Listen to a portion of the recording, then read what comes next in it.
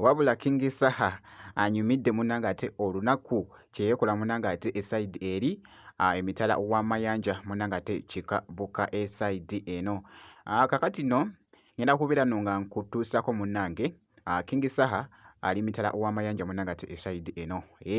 Ali munnange ate mu kweyagala okubeera nga running shows esayidi eyo, ate nga ye Palaso mukyekinzeko eruuyi eno bye ngenda okubeera nno nga ate nga nkuyitiramuko esayidi wulira ate munnange ekitambula ku mwana mulenzi munnange ate Palaso.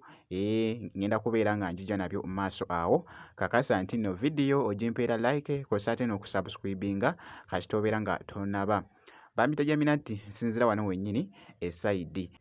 Kaakati nno kansooke nkutegeezeko nti nno mwana mulenzi munnange ate King Saha jjukira nti nno yali wali munnange ate mu Boston n'avaayo.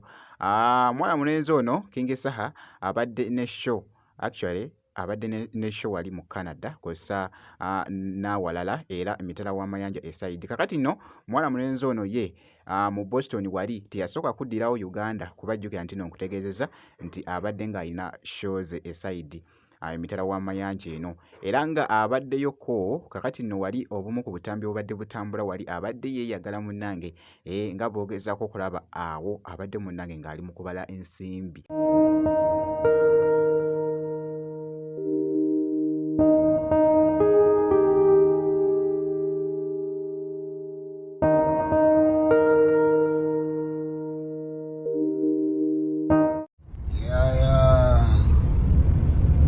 Bayita Tiddy Garden mwana abale Boston mugitegeera bulungi yadda nno nga alaga nti no munnange ali bulungi nnyo okukamulako obumazi mwana mwenzi munnange ate King Saha nga bw'ogezaako okulaba akatambi ako.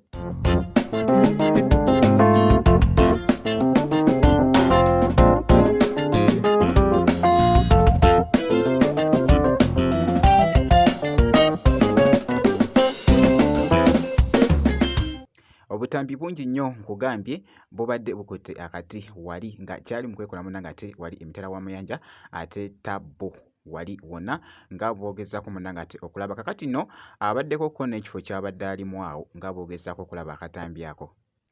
Yoyo nno King Saha engeri munnange ate gy'ali mu kweyagala emitala w'amayanja esayidi eyo. Nja kuba nga nkuwa update yonna enaaba etambula ku mwana mulenzi oyo munnange ate omuyimbi King Saha.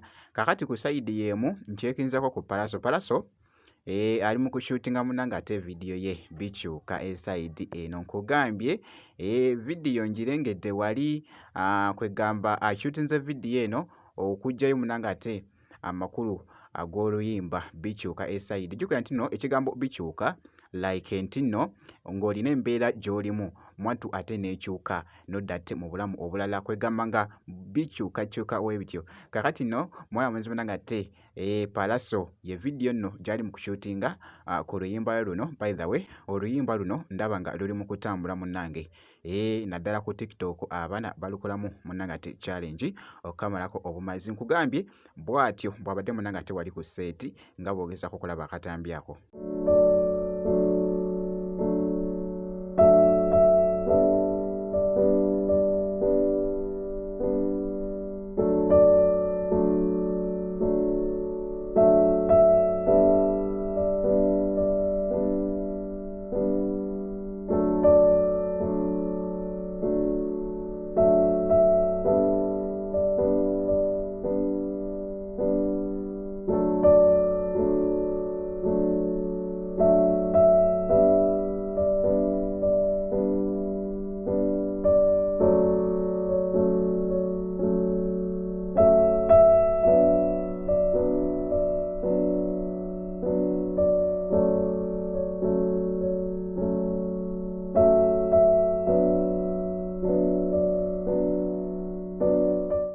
kw'ossa n'ebyo bifaananyi nabyo bibadde bikutte mu babiro munnange ate okwetooloola ku muyimbi wo munnange ate Palaso esayidi eno. Bwe nti bwe nkoze okumukyekingako kakasha nti nno vidiyo ogimpeera like kw'ossa ate n'okusubscribinga. Actually ngenda kubeera nno nga nkomawoko mu maaso awo n'ebirala katono nnyo bwe nti.